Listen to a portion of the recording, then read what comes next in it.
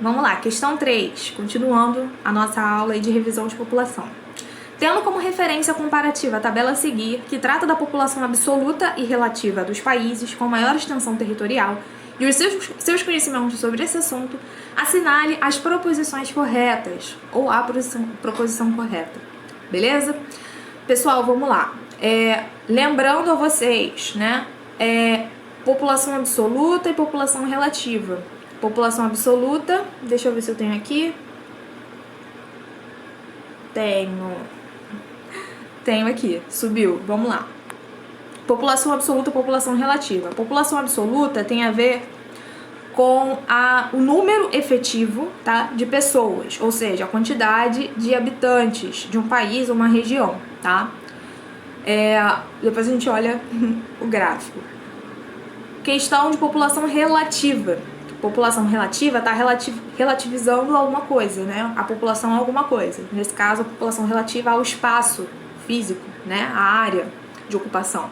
Então, população relativa é a mesma coisa que densidade demográfica. Então, como é que eu faço o cálculo dessa população relativa, dessa densidade demográfica? Eu pego o número da população absoluta, né? O número efetivo de pessoas daquela população e divido sobre a área, tá? Então, eu consigo achar aí essa porcentagem, essa proporção aqui, ó, de 8,2 habitantes por quilômetros quadrados, né? Nessa relação aqui, que vai me dizer a quantidade de pessoas, quantas pessoas cabem para 1 quilômetro quadrado. Essa é a relação da densidade demográfica, que é a mesma coisa que população relativa à área, beleza? Questão quando a gente fala sobre o país populoso, país povoado. País populoso se refere a quando eu falo que tem uma determinada região no país que tem muitas pessoas, ou seja, uma população absoluta grande, efetiva, tá? Então, significa que esse país é populoso, porque tem muita gente. Agora, quando a gente pergunta se um país ele é povoado ou não, o povoamento tem a ver com a questão da população relativa. Então, significa que esse povoamento, né, para ser um povoamento efetivo, eu preciso ter uma boa distribuição das pessoas sobre o território, tá? Então, você tem que olhar, geralmente, o tamanho da quantidade de pessoas, né, que tem num determinado país e o tamanho desse país. Se ele é um país pequeno, se ele é um país grande, tá? E se as pessoas estão, de fato, ali distribuídas de uma forma efetiva ou não no território, tá? Então, já relembrando esses conceitos, vamos, então, agora fazer a análise da tabela.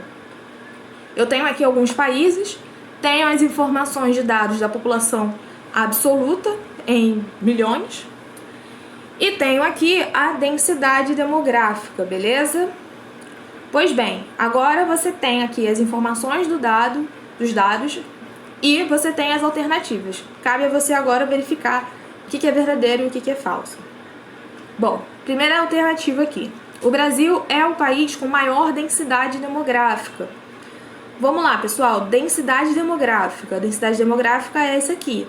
O Brasil é o que tem maior densidade demográfica? Nós temos 24 habitantes por quilômetro quadrado. Não, né? Quem é o que tem mais aqui, a maior densidade demográfica? É a Índia, né? Com maior densidade demográfica na Índia. 386 habitantes por quilômetro quadrado, né? É muita gente para 1 quilômetro quadrado, para ocupação de 1 quilômetro quadrado, beleza? Então, não, o Brasil, ele não é o maior país com densidade demográfica. B, o Brasil é um país pouco populoso. Populoso tem a ver com a quantidade de população absoluta. Olha a quantidade aqui do Brasil, nós somos, aqui tá um pouquinho defasada a informação, né? Eu não lembro de qual questão eu peguei isso aqui, em qual ano no vestibular, mas a gente já ultrapassou já os 210 milhões. Então, mas enfim, olhando aqui a informação do dado, da informação da tabela, 202 milhões, isso é muita gente, tá? Isso é um número efetivo de pessoas, é um país que tem muita gente, tá? Então, só para você ter uma comparação, dá uma olhada, por exemplo, no Cazaquistão, né? Ele tem 16 milhões de pessoas. Austrália, 23 milhões. Canadá, 35, tá? Agora, Estados Unidos, China, Índia, você percebe que tem uma questão com o território, de certa forma, né? Por ser áreas grandes, você acaba tendo muitas pessoas, né, ocupando esse território, mas não necessariamente a área tem a ver, né? Porque o Canadá, por exemplo, ele é muito grande, mas ele tem poucas pessoas. Por que isso? Por conta das questões, né, dos espaços que podem ser de fato ocupados ou não, né? No Canadá, no caso do Canadá, você tem uma área que é muito fria, né, na região próxima ao Polo Norte, né? No hemisfério norte, então fica difícil você ter uma ocupação ali de residências, né, de ocupação da população. Assim acontece com as áreas de desertos, né, as áreas que têm grandes florestas, como é o caso aqui, por exemplo, no Brasil, na Amazônia, né? Então fica difícil você ter uma ocupação, né, mais efetiva dessas pessoas. Mas, enfim, geralmente áreas que são um pouco maiores tendem a ter uma população um pouco mais numerosa, mas isso não é regra, você tem que avaliar as condições, né, de vivência desse espaço geográfico, tá? O exemplo que fica aí pra gente é o Canadá, a Rússia também tem a parte da Sibéria, né, que fica difícil ter ocupação. Então, por mais que você tenha grandes territórios, não necessariamente as pessoas podem ocupá-los, né? Beleza? Então, o Brasil, ele é um país muito populoso, então a alternativa B está errada. C, o Brasil é um país populoso, sim, e extremamente povoado? Não, né? Como acabamos de dizer aqui. O Brasil, ele é muito diferente, né, na sua geografia, no seu relevo, né, na sua paisagem. A gente sabe que existe uma questão física, né, de desigualdade de ocupação do território brasileiro, mas também questões econômicas, né, desenvolvimento econômico, que faz com que as regiões do centro-sul sejam mais ocupadas, né, regiões litorâneas também, sejam mais ocupadas do que as regiões mais interiores, né, da região norte, da região centro-oeste, tá? Então, nós temos alguns vazios demográficos, ou seja, nós não temos uma distribuição muito boa da nossa população, nós não somos extremamente povoados, tá? Nós somos pouco povoados, digamos assim, beleza? Então, alternativa C, errada também. D, comparando aos países com maior extensão territorial do mundo, o Brasil possui uma das mais elevadas taxas de população relativa. Acabamos de fazer essa comparação, né, com o Canadá, com a Rússia, né? Olha só, a Rússia que tem 8,2 habitantes por quilômetros quadrados, né? Pega na sua imagem, né, de mapa mundi os principais países, né, com as maiores extensões. Rússia, Canadá, Estados Unidos, né? Você vai ver ali China, Brasil. Você vai tentar avaliar que essa relação ela não pode ser uma regra, né? Você tem que olhar para as atividades econômicas e físicas também da região para ver se de fato, né, a gente tem elevadas taxas de população relativa, né? A densidade demográfica realmente, se ela é boa ou não, né, na questão do tamanho da população. E letra E, dos países citados na tabela, o Brasil é o quarto mais povoado. Então, olha só, povoado tem a ver com a densidade demográfica. Vamos olhar qual é a ordem, né, dos países mais povoados. Vamos lá, quem é mais povoado aqui? A Índia, China, Estados Unidos, 33, e o quarto é o Brasil, né? 24 habitantes. Nós estamos nessa hierarquia, o quarto mais povoado, então de fato, né, comparados aí com esses exemplos, nós somos o quarto país mais povoado da tabela, tá? Dos exemplos da tabela. Então, nessa questão, você de fato precisava conhecer alguns conceitos, né, de geografia da população, crescimento populacional, mas também te exigia a capacidade, né, de avaliar e identificar informações em uma tabela, tá? Os dados de uma tabela, tá? Por isso que eu falei lá no início, essa aula de população ela é muito importante porque ela está sempre caindo em questões vestibulares, né? E ela sempre aparece com tabelas, mapas, gráficos, tá?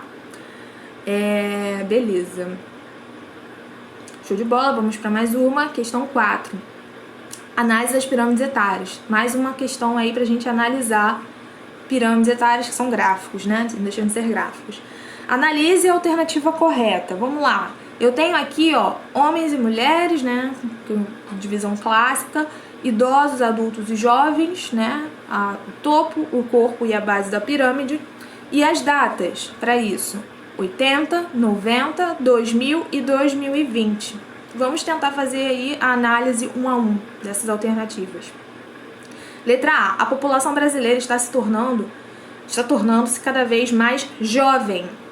Pessoal, para ser uma pirâmide jovem, qual é a forma da pirâmide que eu preciso ter, né? A pirâmide clássica, né? Uma base, né? Jovem tem que ter crianças, adolescentes, né? E na medida que eu vou aumentando, né, para adultos e idosos, eu vou diminuindo. Não é o caso aqui para o Brasil. Nós estamos cada vez mais nos tornando o quê? Ao contrário, né? É a letra B, inclusive, que é a resposta correta. Estamos cada vez mais envelhecendo ao longo dos anos, tá? A pirâmide está se invertendo, diminuindo crianças e jovens e aumentando os idosos, tá? Galera, sempre cai esse tipo de coisa. Você percebe que é a mesma informação, né? Só que de roupagens diferentes, tá? Então, sério, se você fizer as questões, estudar direitinho, é certeza que você acerta e gabarita a questão de população, tá? C. O número de idosos ultrapassará os de jovens até 2020? Não, né? A estrutura etária da população pouco tem mudado? Não, olha só como é que ela era fininha nos anos 80, 90, 2000, e olha só como é que a gente já tem um corpo, né, dos adultos para os idosos bem maior, né? E aqui das crianças também diminuindo, né? E letra E, a população masculina predomina em relação à feminina.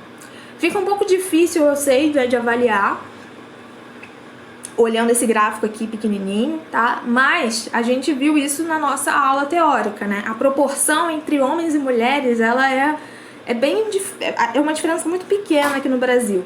Mas, olhando os dados brutos, né? Nós temos um pouco mais de mulheres do que de homens no Brasil, tá? Então, nascem até mais mulheres, né, do que homens aí nessa nossa estatística, mas isso é algo muito pequeno, tá? Se a gente for avaliar as diferenças aí da população.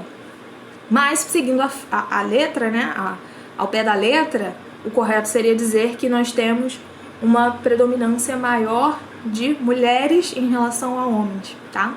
E realmente, olhando isso aqui no gráfico, talvez você pudesse ficar na dúvida, mas com conhecimento prévio você tem certeza. E a alternativa B também está muito correta, né? Então fica tranquilo que o gabarito é letra B, perfeito? Então vamos para mais uma pausa, continuamos no próximo vídeo com mais questões.